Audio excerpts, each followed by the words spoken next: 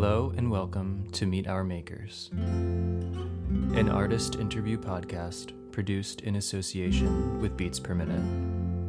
I'm your host, Jeremy J. Fissette. On this episode, we get to meet singer-songwriter Mirah. Mirah has just celebrated 20 years in the album releasing business with a 20th anniversary edition of her debut album, You Think It's Like This, but Really It's Like This. In addition to this, she has also taken to doing Instagram live performances of a few of her early albums in full.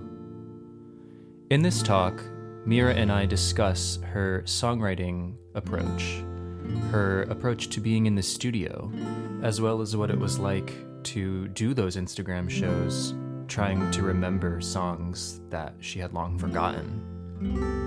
We also talk a lot about her childhood growing up in Pennsylvania and how her love of cooking has become intertwined with her personal sense of creativity. So thank you for listening, and please enjoy. This is me meeting Mirah.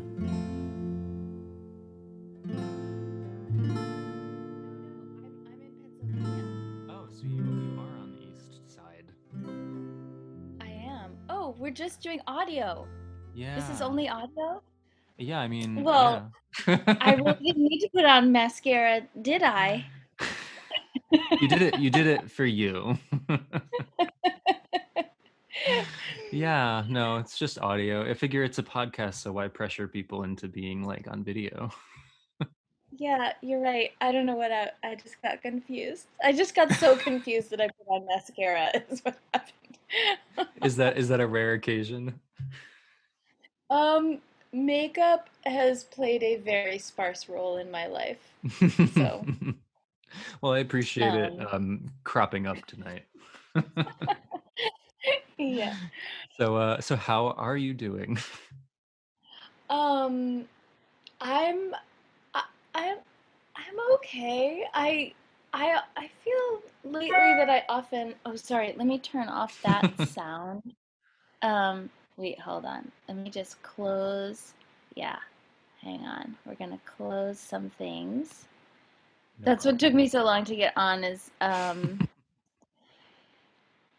had to restart my computer, and then well, actually, I was just trying to eat dinner because Zoom I'm keeping open. I can close this, and then I can close this. I know this is boring to listen to. It's okay, I can cut it out. No, it really it's one of my pet peeves is like listening to someone else doing something on the computer or like listening to someone look something up. Yeah, and you like can't see what they're doing because you're just listening. Yes, I find it irritating. Anyway, I hope that I closed everything that might make a noise. I'm not like the most computery person. I have one, but I'm not like, I don't feel like all set up with my computer all the time, Is it especially like a since small having wonder a that kid. you made it here? Well, not like I'm not that bad. Okay. Some people definitely are. um, but uh, yeah, I think especially since having a kid, I just don't. I never really lived in device land. It's like Hmm. I use them, but that's not where my life is. And now more than ever, it's just like my life feels mostly like such an immediate, just my immediate surroundings and like what my baby is needing or wanting throughout the day. And then I can expand to my family. And then I have these like giant sort of like jets that stream out of my head for all the sort of larger world crises. Hmm. Um, but the the experience of being uh, me right now is just not.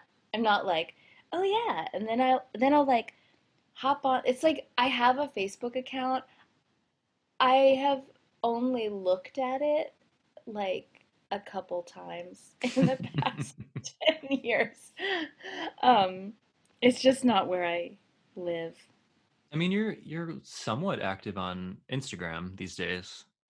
I do have, well, I mean, the truth is, accounts, um, and because that's the only way, I mean, you know, there are still show promoters out there, but the truth is that most of the promotion things that happen now seem to be via either the person in the band like themselves, like me, or their management team, or some combo of the two. And and so it's like I have to have an Instagram account. I don't actually have a personal Instagram account, and the only reason why I have a personal Facebook account is because, at least at the time that I set up my band Facebook, you had to have a personal one Oh first. I yeah, don't know yeah, if that's yeah. still true. I This is I a think they little may still have inside. something like that. Okay, that's literally the only reason why I have any of it, is because I'm a band. Right. Um, but anyway, So electronics don't play a huge, huge, huge role in your life, but how are you holding up these days otherwise? I we have had this really fortunate situation of being able to spend the summer, COVID summer of 2020, mostly at my family farm, where my mom and her partner moved uh, to suddenly on March 15th, when all of a sudden uh, the world felt like okay. Was that happenstance? um, wait, was it, say that again? Was that just like a complete coincidence? No, no, they weren't gonna move here, and then they just moved here Okay.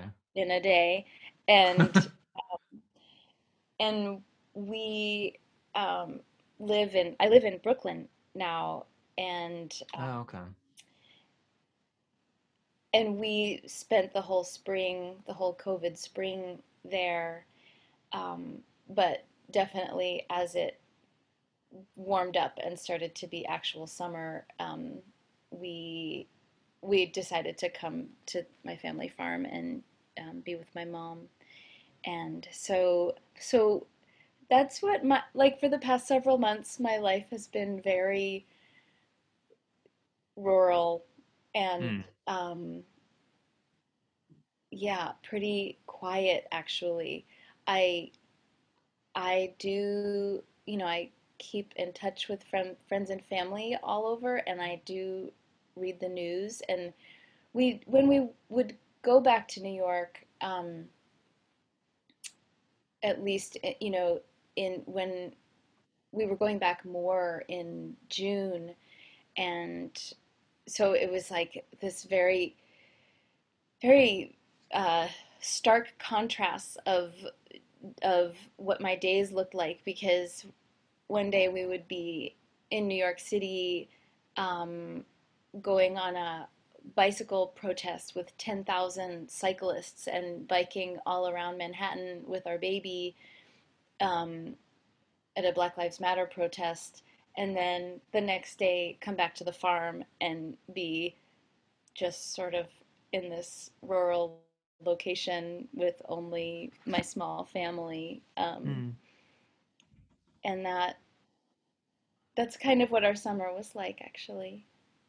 Yeah, I mean, I could imagine having both of those worlds kind of coexisting. For me, I feel like that almost give me some sort of like mental whiplash because it's so different. Yeah. But it must be nice though to have the quieter life to go to because especially right now, depending on where you're living your life, it can be pretty hectic. Yeah. Yeah, for me, I um I I appreciate quiet quite a lot. And it doesn't I I know that for some people it's sort of my even my partner a little bit like when we were talking about what it felt like to be here, um, and we were first getting used to spending this much time here. I mean, obviously we'd come to this place to visit and be with family, um,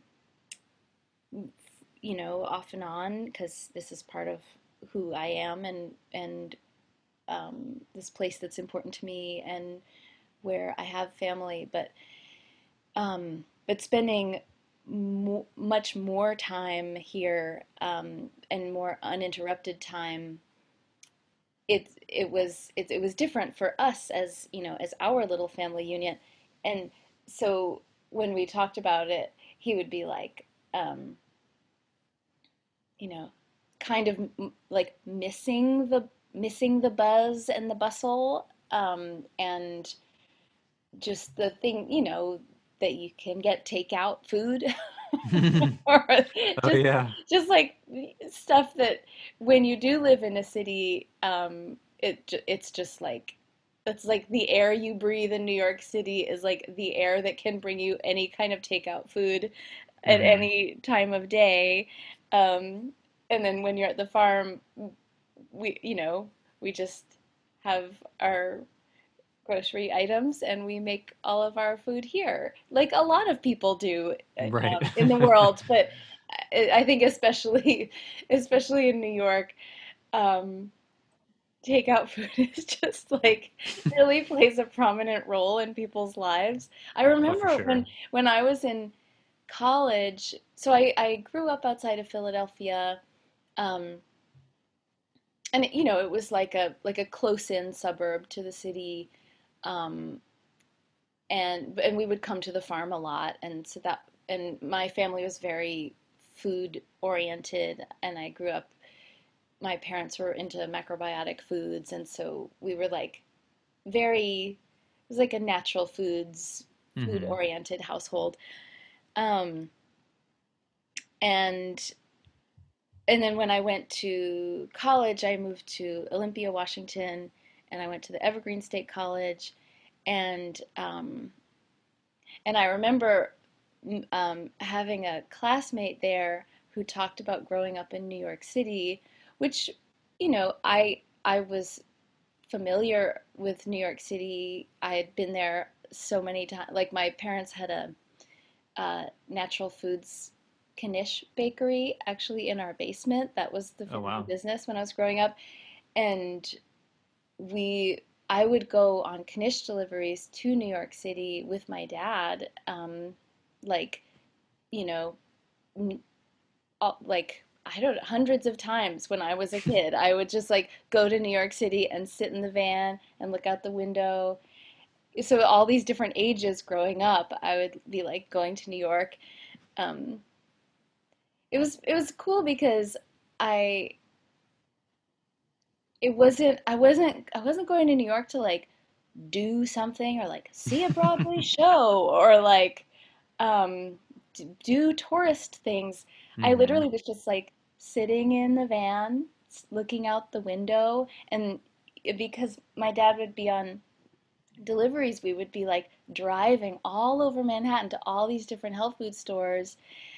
So it was like a whole day of being in all these different parts of Manhattan anyways, staring out the window, looking at all the people and the buildings and just the way that things were. So it was like sort of observational experience of this city that I did not live in.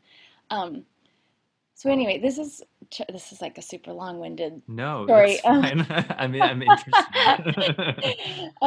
But that's just to say I had, some sort of feeling and concept of New York, even not having grown up in New York. And then I go to college. I'm in Olympia, Washington, and one of my classmates did grow up in New York City, and I remember her saying that she had grown up with her dad in New York City and that they ate takeout food for every single meal. Oh my God. And even if it was just like getting a bagel or whatever, Mm-hmm. for that is takeout food. That's like you Yeah. go somewhere else, someone makes your food, you bring it home. Um, or you eat it wherever. And that they had like never cooked at a meal, and they had gotten takeout food every single meal of her whole entire childhood. And I was just like, what? Really blew my mind. I couldn't wrap my mind around that experience. But it's funny because um, even all through my young adult life, and like as I, was like blazing through my 30s, and then there I land in New York. I'm in my late 30s, and now um, I'm on the cusp of turning 46. My birthday's in a few days. Um, and so all those years leading up to me arriving in New York, I still was not a person who would just like get takeout food. I just Yeah. never really did it. And then I don't know if it's like the people I fell in with in New York, or like, I don't know, but now it seems normal. It's like a totally valid, normal choice. Like, At did you least, miss it when you wound up back in Pennsylvania?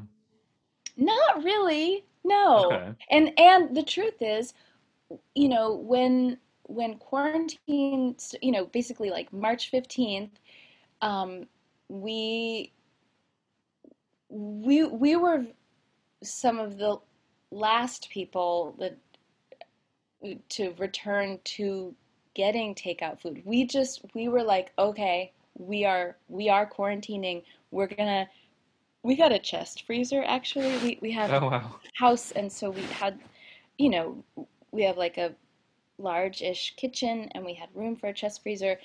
So, we really stocked up, and we didn't. We would only get groceries like every 6 weeks or something, Oh wow. and we made every single meal at home. So when we did get to the farm, we weren't in takeout shock, when we got here, because we'd already just been living the COVID life. Yeah. Yeah. So now when you're in Pennsylvania, it's all home cooked food. Yep. Yeah. See, but that's good though, because you were like you weren't setting yourselves up for that shock, like you put it. Right, right, exactly. Because so I many mean, people probably were. yeah, yeah. I also, historically I've been a avid,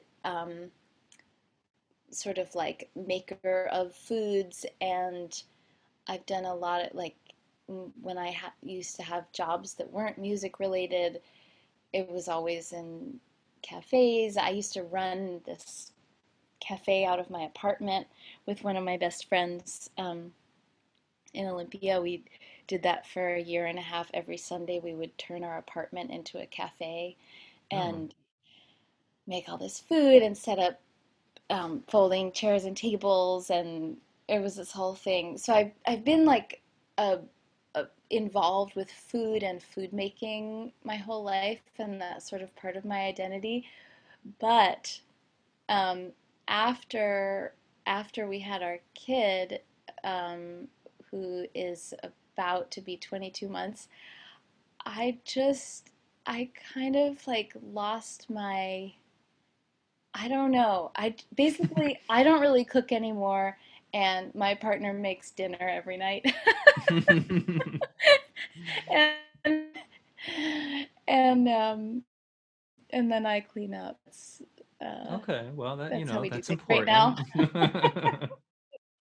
But that's interesting. I was I just saying wonder. that because, in the, this sort of, the visual that we're talking about here, where it's like, oh yeah, and then like Mirah and her family, cook, like have home cooked meals every night, and I'm like, yes, but I'm not cooking them. Right. That's so interesting. I wonder, have you like ever, what's the word, like pathologized that? Like, like why did you like lose that drive to do that when you had your kid? Well, it's partly like, um, I am just too drained. And for me, cooking is a creative outlet, and I'm not like I might I like to look through recipes. I like to get ideas from recipes, and then I'll be like, even if I decide like, oh, this is a fun looking recipe, I'm gonna make this. Inevitably, I will replace or alter every single item in the ingredient list and not measure anything, and that's when I'm using a recipe. Most of the time, I don't even use one, um, because it's like it's a creative act, and so I'm just like I'm improvising basically, Yeah. and that's one of the things that I enjoy about it. But there is a I feel like a large degree of just sort of like energy and concentration, um, not concentration, but like you have to, I mean, you have to have motivation and not be super tired. It has to be like, ooh, I'm gonna do this fun thing. And sometimes when you're doing a creative thing, it'll like give you energy. But Mm. I guess I just didn't have that experience with cooking after um I'm just it's like I'm not I don't have amount of extra the Hmm. right amount or the right kind of extra energy, especially like at the end of the day, to like start making dinner. And I make our kid really beautiful meals, that are, they're simple, and um I'm not like uh yeah, I mean they're pretty simple, but I take a lot of care to make each meal. And I think that by the end of the day, um, I'm like, okay, I'm done. I just need Yeah. to put some nourishment in my body, and Yeah. Someone then else needs to make it. and someone else needs to make it. Yeah. Is there some element to it too where it's like because it's something you actually, inside you do enjoy and it is creative for you that you don't want it to just become like work? Yeah, yes, I do think that that's part of it. And the truth is, the reason why it works out for our little family to have the dinner preparation work be, you know,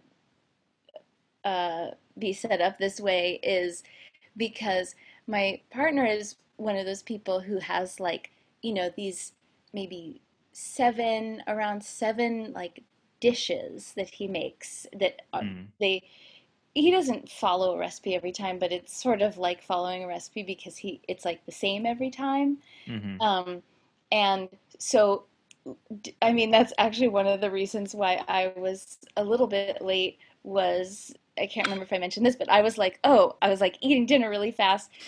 Um, but dinner was on the table in a matter of, I think, 10 minutes or maybe 13 minutes or something like that. It was Mm-hmm. like between the time we put our baby to bed and we then that we were sitting down to dinner. It was not very many minutes, and I wouldn't be able to do that that quickly. I wouldn't be able to like get into the zone, Yeah.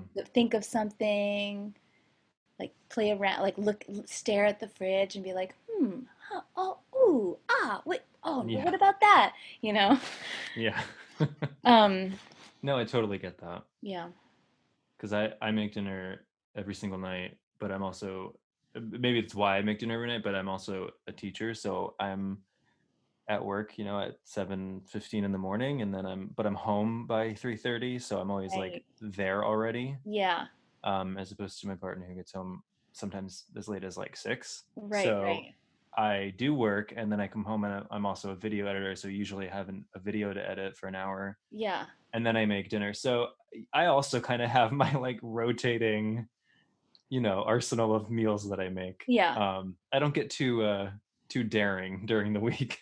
It's very, I mean, I have come to appreciate, I think I used to feel sort of judgmental about, I mean, even like in the context of my, like in my own relationship, like a little judgmental of that style that my partner has, where it's like these dishes that are, it's kind of like following a recipe, even though Mhm. it's just in his head.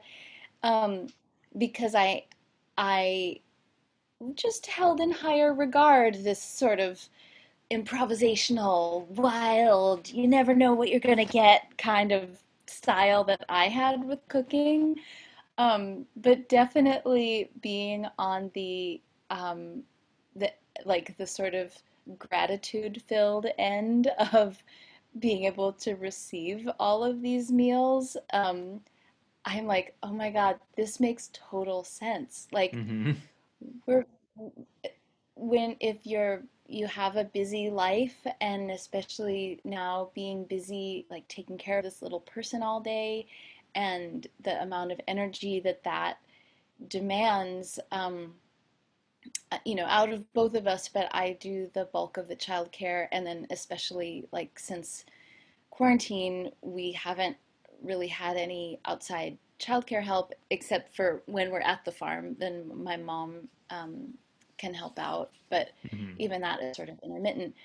But yeah, like I just developed a great amount of appreciation for um, that approach to food making, which previously I had actually felt a little bit judgmental about, or at least unimpressed by, Yeah. And now I'm like, oh man, well, that wasn't very nice of me, but now I can appreciate it, and I do every night. Right. Otherwise, you'd have to make dinner every night, and you don't want to Yeah. do that.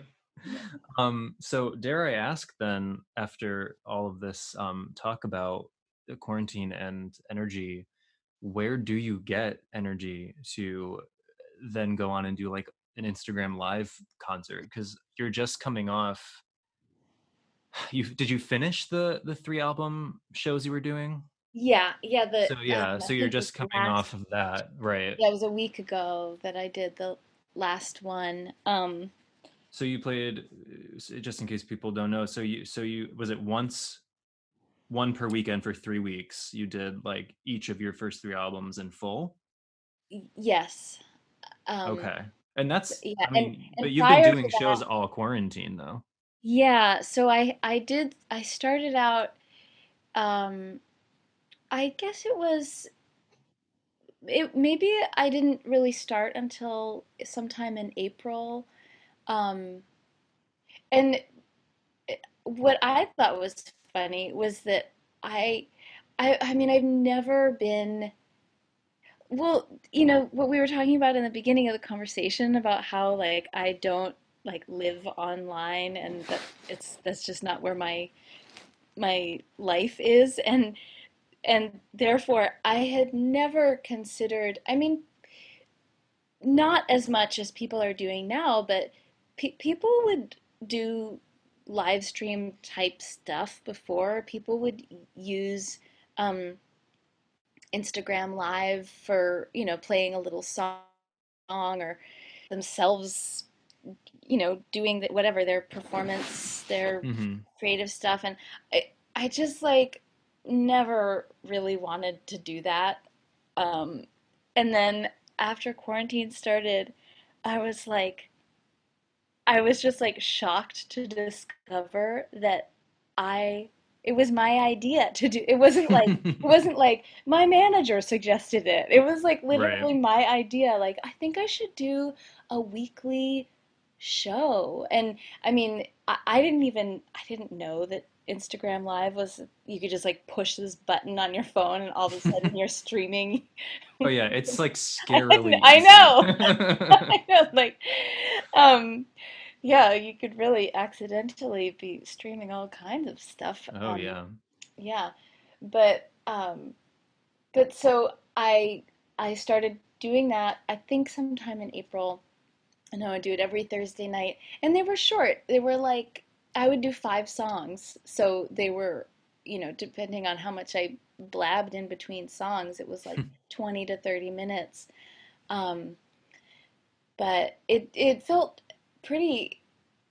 I mean, it wasn't always easy for me to um, like get into it's a very different experience to do a quote performance that is like where you I where there is an audience but I can't see them or hear them, Mm. or there's this like chat that happens but I couldn't um, engage with on the chat at the same time as playing, and so I would read all the comments afterwards and then kind of feel like, oh yeah, there were people there, but while I was playing, it's just a strange kind of disembodied experience, almost like um it's like if I'm playing a normal show where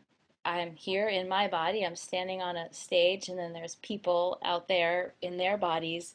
Um, we are literally embodied in the space together, and doing a streaming show, because my audience is disembodied, it has this weird, um, like, collateral effect of me feeling disembodied. So it's Mm. almost like a little bit harder for me to. It's like I feel like I'm just, wait, are my molecules all like strung together, or am I just ether? And like it just makes me feel not not all. It's almost like I couldn't I wasn't as good at talking, like engaging with my own thoughts, Yeah. because I it was just like hard to feel like myself.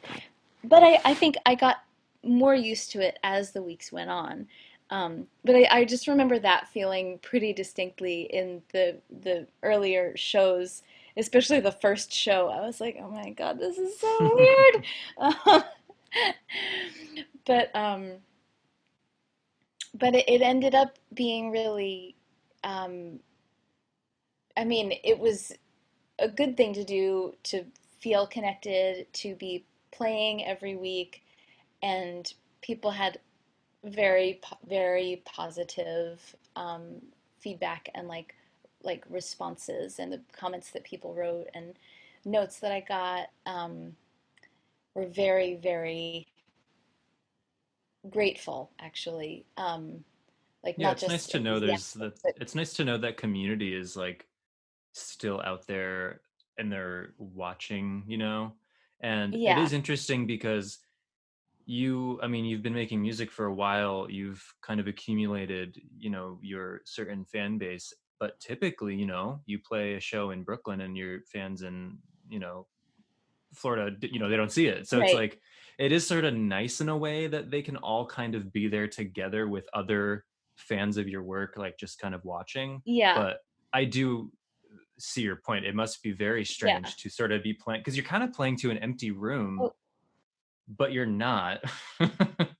right, yeah, I know. It's very confusing. It's kind of like if you played a whole show and then you got off stage and went in the back and then like that's when you started like hearing people or hearing applause or something, Yeah, but you it's played through basically the whole like show. kind of like some of the weird, slightly anxiety filled performance themed dreams that I've had. Right. And there are some similarities. Um, Are you someone who really thrives on a live stage? Do you enjoy playing live a lot? well, it's interesting. The being a performer who, I'm not really a natural, but I've also been doing it for a long time. And so there is um,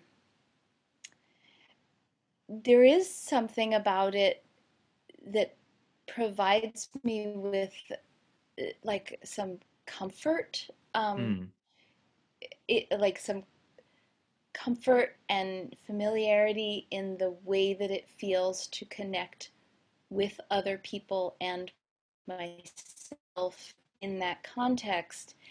And having that taken away from me, and it's been taken away from all of us, for I'm not sure how long. I Unfortunately, I feel like, especially especially playing the kinds of shows that I usually play, which are smaller, more intimate shows, um, at small venues, which, we're all just like crossing our fingers, hoping and praying and maybe donating to make sure that all these Mm-hmm. venues don't close.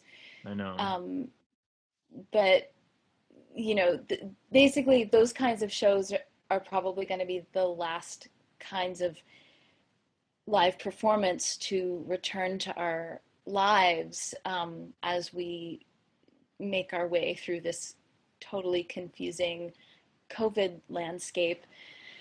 Um, and so that, like, that having been taken away from me and all other people who perform, especially in that sort of same capacity, uh, same kinds of venues, and then all of the audiences who are used to receiving in those contexts, it it actually has shown me a lot about my relationship to performing, um, like noticing what it feels like to perform, on Instagram, like do a streaming thing, and comparing that to what it has always felt like to perform in front of an audience. Like,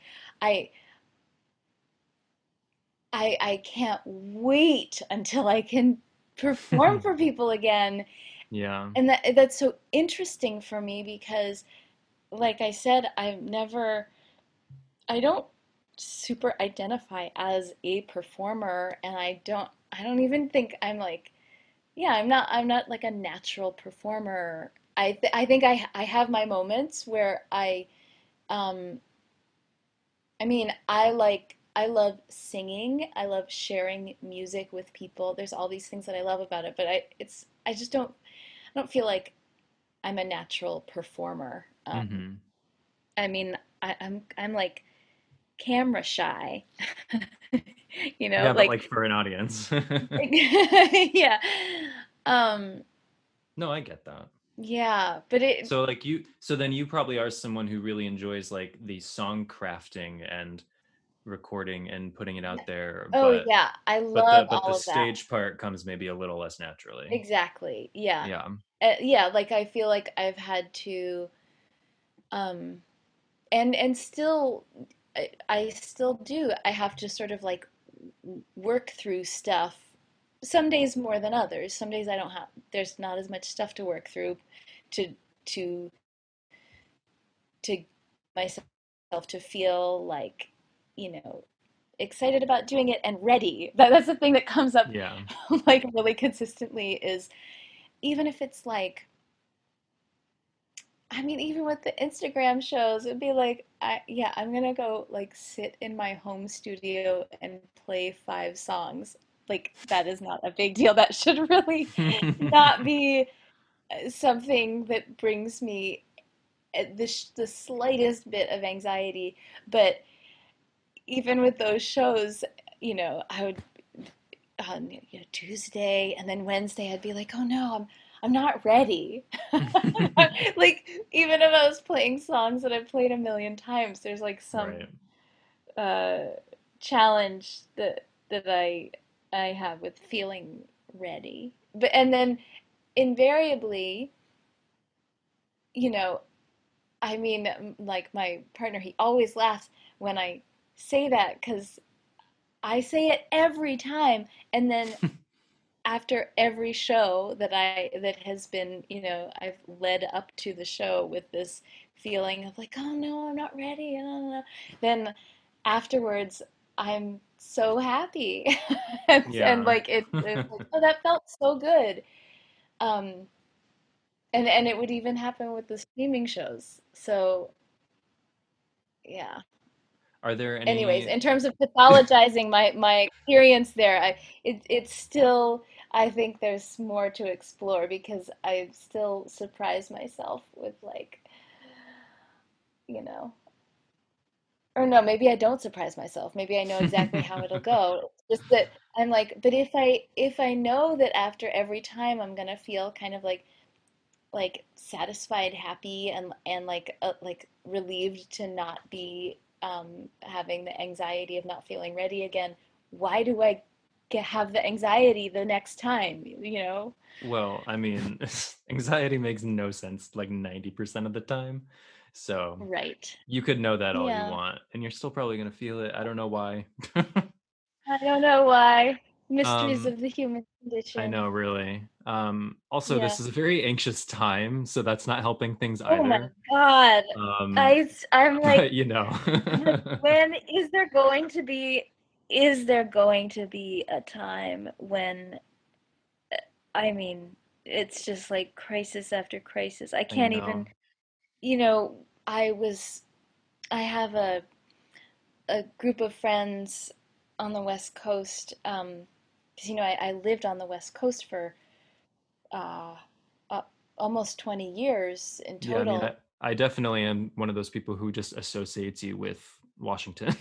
Yeah, a lot of people do, and it makes sense. I lived in Olympia, Washington for 10 years. Then I was in Portland for I think 6 years or 6 or 7.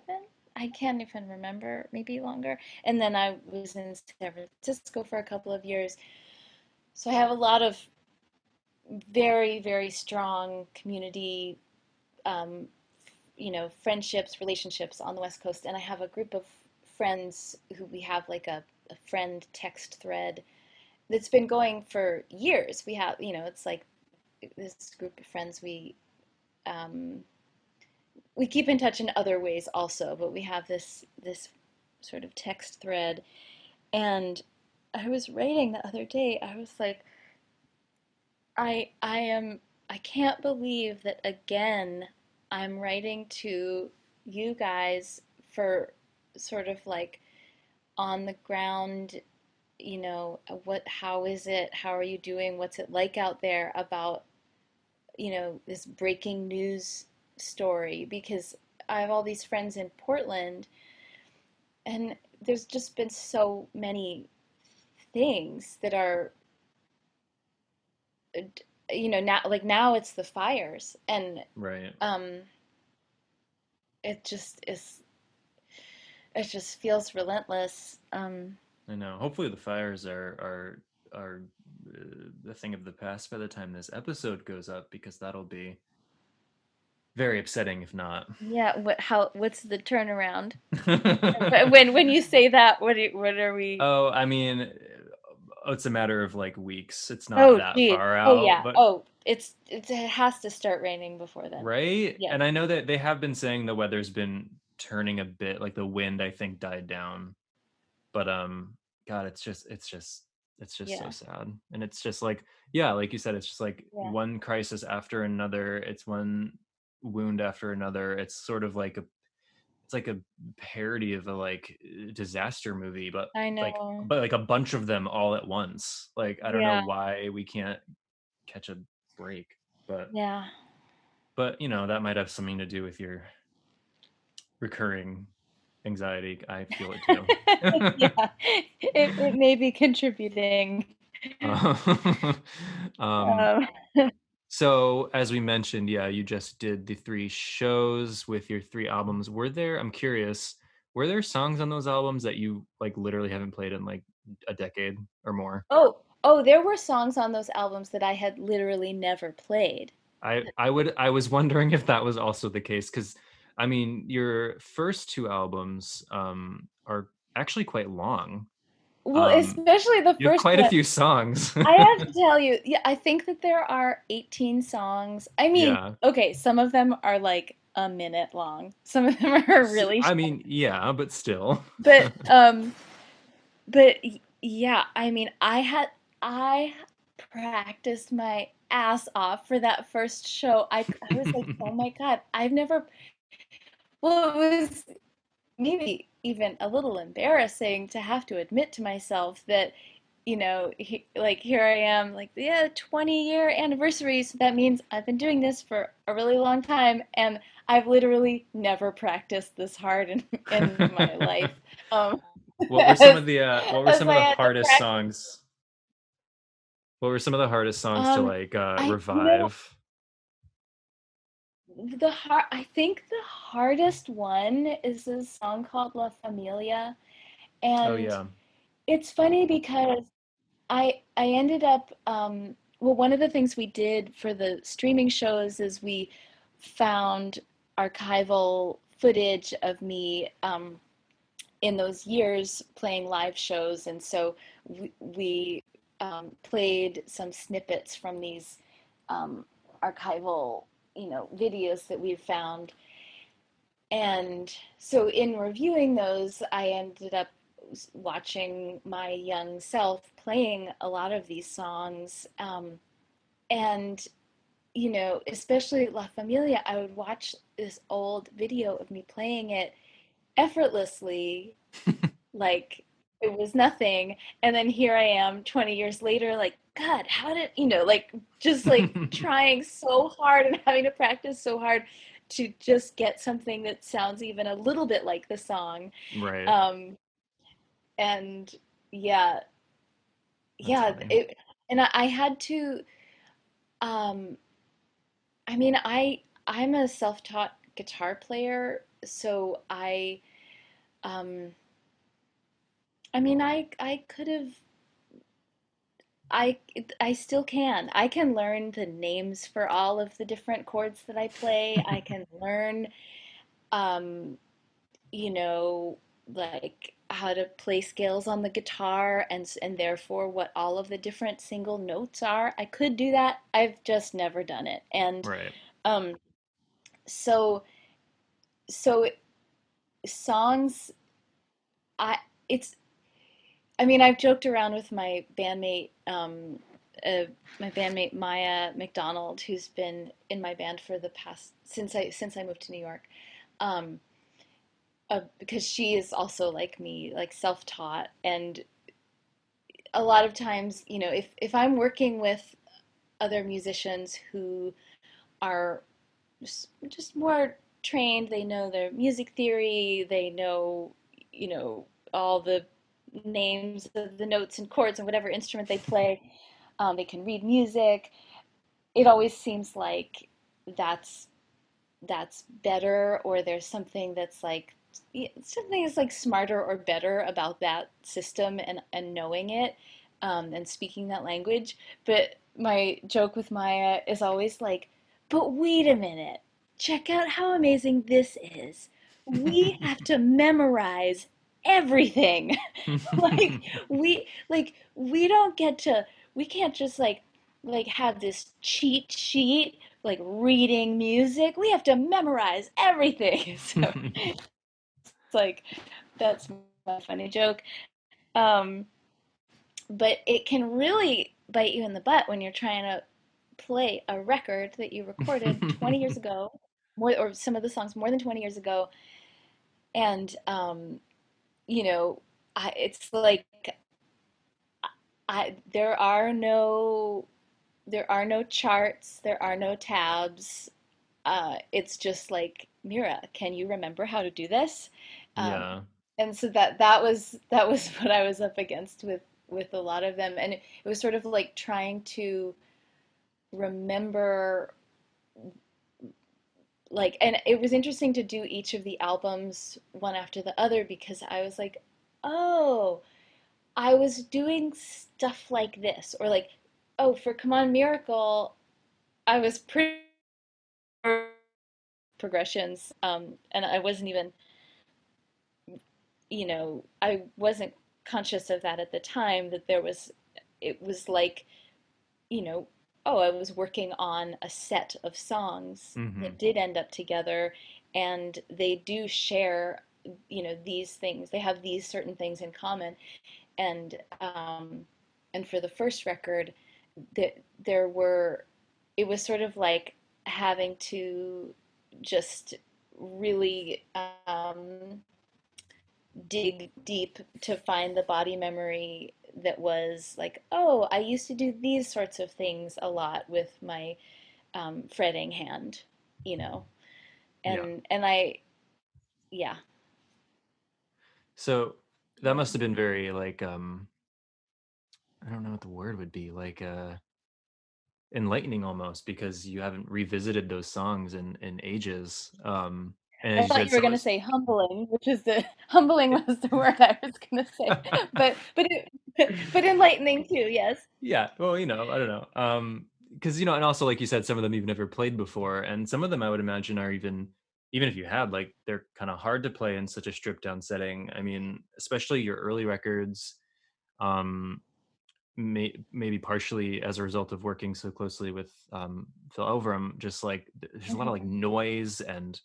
textures, and like it's not all like Yeah. Come On Miracle was kind of your first album where it was like, oh, these are guitar songs. And even Come On Right. Miracle Right. had the light and like songs that were still kind of noisy. So I would imagine playing them kind of, in your home during quarantine might be a little tricky. So it must have been kind of fun though, I would assume. Well, what's also interesting about that is, the light as an example. I like a lot of my songs that where the recording doesn't end up sounding like a guitar song. It was written as a guitar song, but then Mm-hmm. we recorded it, with sometimes the songs were recorded with no guitar, sometimes it was just not the main instrument.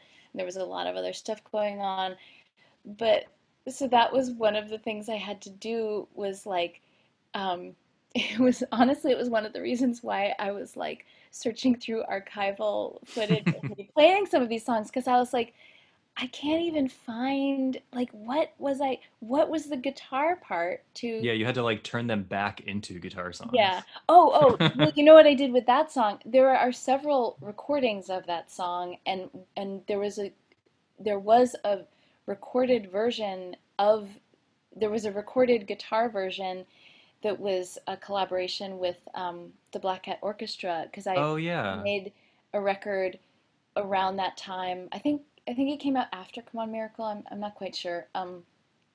That was called To All We Stretch the Open Arm, and it was a collection of mostly covers, but not all covers. And The Light is one of the songs on there that was one of my songs, and that had the guitar part on it. That's Okay. yeah, because when I was listening to the Come On Miracle version, I was like, what the hell did what? Like, oh crap, I have to like really work hard to find the guitar. What did I play? And then I was like, oh, there's this other version. So that's actually what saved me. Right. But then you have songs like After You Left or Body Below, which are just Yeah, like experimental yeah. songs. So, I Well, also, Body Below is a song that I wrote as, like I played it for my stream. I wrote it as it was sort of a folky guitar song, mm, and I just, at the time, I was just experimenting. I was like, oh, well, what happens if maybe I'll just like throw out I'm not even going to use a guitar. What yeah. what happens if you know, I'm just going to start making some music and recording some stuff, and then I'm gonna bring in. I almost used the word import. Like, oh my God, who am I?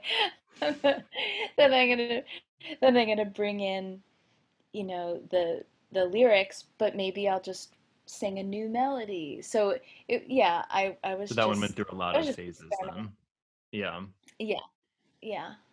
And then we come up to your more recent work, which has been, I think I'm correct in saying your last album came out in 2018. Yes, it did.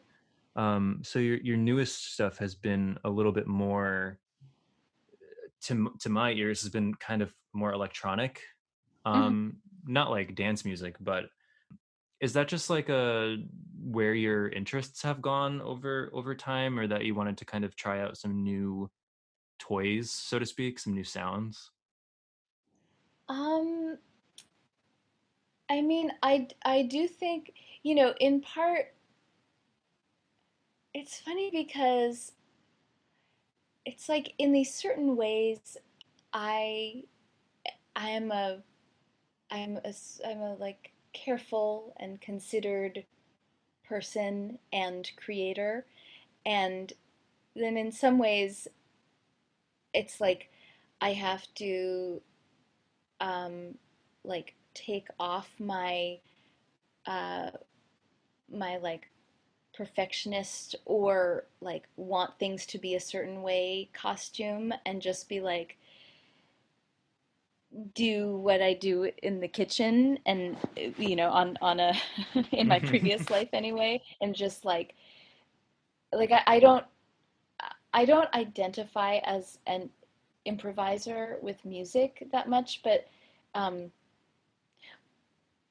but actually a few years ago I had this revelation that like wait a minute, maybe I am an improviser because I actually never know what I'm doing because I'm not that kind of musician. I'm not the Right. kind of musician who can like, oh yeah, I like like I like hear it all in my head and then just play it because I heard it all. I can do that with my voice. I think my vocal melodies and some songs I've written um they just I write I write the song a cappella and then have to fit instruments around it or ask other people to try to fit instruments around it.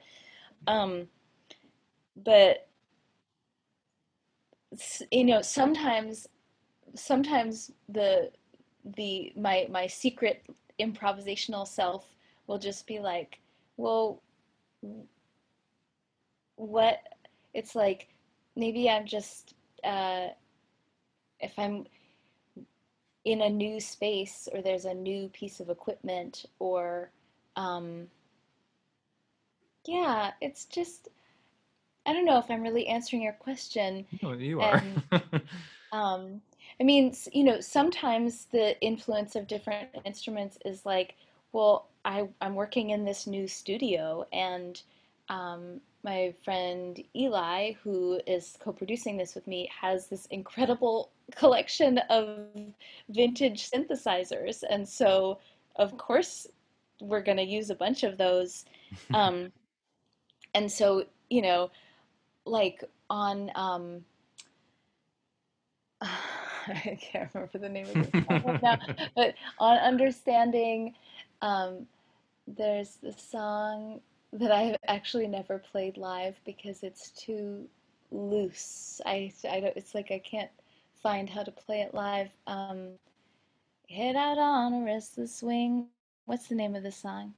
I'm trying to Set remember. yourself to wandering. Wake up in the morning sun. Blinded by the Pretty Light. That's the name of the Ah, song. okay. Um, for that song, the actually for that whole album, m- many of the basic tracks um, to many of the songs had basic tracks that I recorded as demos, and then instead of starting fresh when I'm like recording the quote album, I just started layering on top of the demos. A lot of the vocals on that album were just demo vocals that I recorded. And Blind by the Pretty Light is one where all the guitar and vocals were already recorded, and then Eli just like turned on all these, I think like 15 different analog synthesizers. Um, and I just like walked around and like played different stuff on each one. And Hmm. then then we mixed it. And it was um so in terms of like what instruments were on it, like I was just standing in a room with 15 incredible vintage analog synthesizers, So why not and they use were them? all on, and I was like, oh, what's this one? Ooh, this one. Ooh, what's that one? So So it is kind of just like inspiration by proximity almost. Like you're just like you have all yeah, these things to play with, so why not try and play with them? yeah, yeah. I mean, I'm Um, like, it's so fun. That's like one of the reasons why I love recording is mhm. um you can just like you just experiment, and oh, it's the funnest thing in the world. I usually don't really know what I'm gonna. It's not like Yeah. it's not planned out, but You don't go in with a set of songs already, or do you, or you do, but you just don't know how they're going to be dressed up. yeah, I use the songs are known, but Okay. um yeah. I mean, like I might have some ideas I could sort of like write a sentence or a short paragraph that's like this one has this feeling, or like I want this is like the mood, Hmm. but then you just have to run around and like poke at stuff until you find the right stuff to poke. Yeah. Have you been writing during quarantine, or have you found that sort of hard to do? I have not been writing at all, and it's funny, I keep coming back to this cooking thing, but like I don't know if you It's the remember theme this, of but the like episode. in It's the fine. it's totally the theme. Like in the beginning of quarantine, I remember all of a sudden everyone was like talking, posting about like all these like very involved. Like people started baking bread. I've baked a lot of bread in my life. People started baking bread who've never baked bread before, Hmm. and I baking bread is really fun. I've made a lot of different kinds of food. I had no more time. Like I don't know if you got 100 parents of young children on on a Zoom call or whatever, and so you could interview them all at once to be like, how did your time change? Like it wasn't like I suddenly had enough time to be baking the bread. I always wished that I'd had time to bake.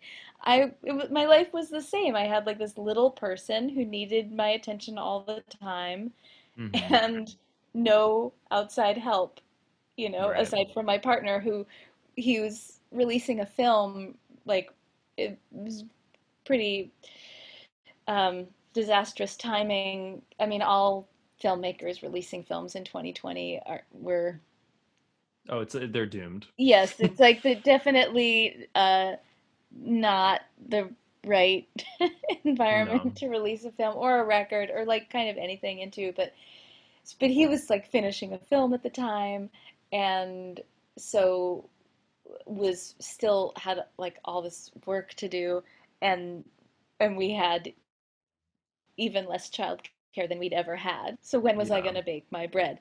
Right. Um, and yeah, so I haven't. I'm like, I need so much space around me to write and to even like kind of shake out my body and my mind enough to have ideas and to have like just a free mind. Yeah. That I Yeah, it hasn't been a time of like, it's not like I have zero time. I mean, our baby takes naps and Right. baby goes to bed at 7:30. Um, but It's a very volatile time. And I think some people, whether they get more time or not right now, are somehow feeling like this burst of creativity. But other people, myself included, I find it relatively stifling. Yeah. And I mean, I had time back in over the summer. I just went back to work a couple weeks ago. Um, but even with my time, it was almost like too much time because Yeah. I mean, I don't have a child, and I wasn't working during the day, but I also didn't get any like creative my creative motor wasn't really running because of what's going on. Like it was kind of having the opposite effect. Yeah. Yeah, and our whole, like, I mean, even if you like quiet and you have access to quiet, like I've had at the farm, the like dreadful hum of anxiety about all of these, you know, like, okay, it's like legacy of like colonialism and like active white supremacy. There's, the virus and the like completely like diabolically unacceptable response to the virus in this country. Hmm. Um, there's the election coming up. Oh my god. Um, there are like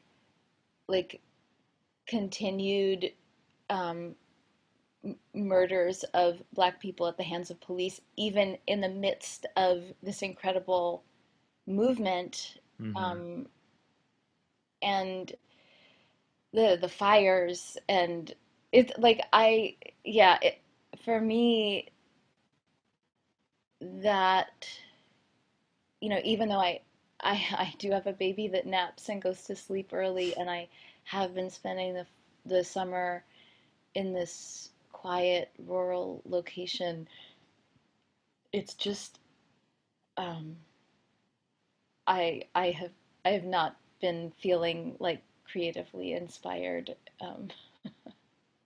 No, and I don't blame you. And also, it's like you kind of have to, like, you are in sort of a nice position to get that natural quiet from your surroundings.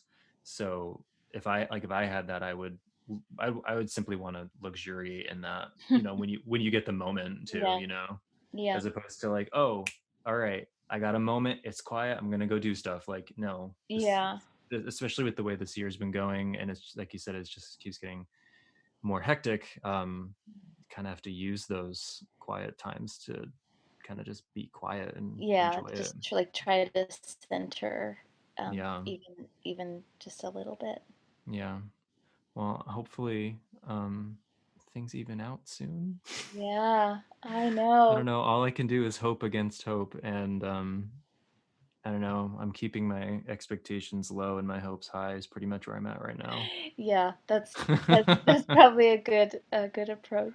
Yeah. I'm just trying to I'm trying to act as if there's, a brighter time on the horizon. Yeah, I And there mean, is. It's just a it's like we have yeah, to think that there is. you have to. And I do think irrefutably there is. It's a matter of, is it January or is it like 5 years from now? Yeah, Like when is it happening? And I just, this unknowing is sort of unsettling, but I just try to hold on to yeah, that. um yeah. I mean, especially like I like having this little person who I oh, I can imagine. brought Yeah. into the world, and I mean, even just today, I was thinking like how, thinking about the world that, or at least the world that I thought was the world when I was growing up, Yeah. um, compared to the world that I think is the world now. And yeah, just the whole thing of trying to place like, you know, parenthood and, you know, my responsibility towards, um, my little person and just the whole thing. It's like so profound. It's a Yeah. lot. It's a lot to think about. Yeah, for sure. Um, Hmm. well, thank you so much for talking with me tonight. It was such a Yeah, thank pleasure. It you. was such a This pleasure was to get to really chat fun. with you. It was fun. Especially Yeah, it as was someone who's fun. been, especially, I mean, despite the dark subject matter we're leaving off on, but especially as someone who has, been listening to for basically my whole music loving life. It's been Hmm. pretty nice to get to talk to you as a human being on the other side of a microphone, as opposed Yeah, to like this record I'm putting on. yeah, So it's yeah, been fun. yeah. Well, thank you. Thank you for listening. It always, it helps me to feel like, oh, right. It like I make things that reach people, and Hmm. it's true. Here, I just heard you say it, so it all helps me to feel like Yes, I'm verifying for purposeful. you. It's true. I promise. That's good. Okay, well, thank you All so much for right. this conversation. It's really great. Thank Okay, take you. care. You too. Bye. Bye.